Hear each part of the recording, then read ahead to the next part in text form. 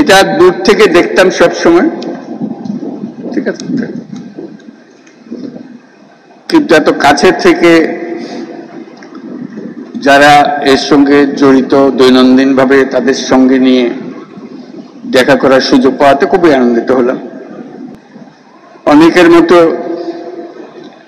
আমিও যুদ্ধবিরোধী মানুষ। পৃথিবীতে যুদ্ধ হোক এটা আমরা কামনা করি না। যুদ্ধ প্রস্তুতি অনেক সময় যুদ্ধের দিকে নিয়ে যায়,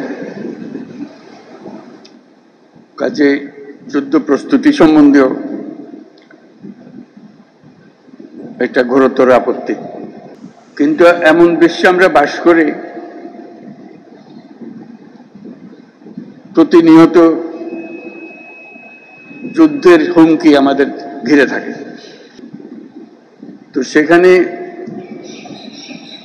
প্রস্তুতি না নিয়ে থাকা এটা অসম্ভব হয়ে পড়ে। এখন আমরা যখন কথা বলছি তখন আমাদেরই কাছে ভারত পাকিস্তান যুদ্ধ হই হই অবস্থার মধ্যে রয়ে গেছে। সকালের খবরে দেখলাম হয়তো গুজব আজকেই শুরু হয়ে যাবে যুদ্ধ।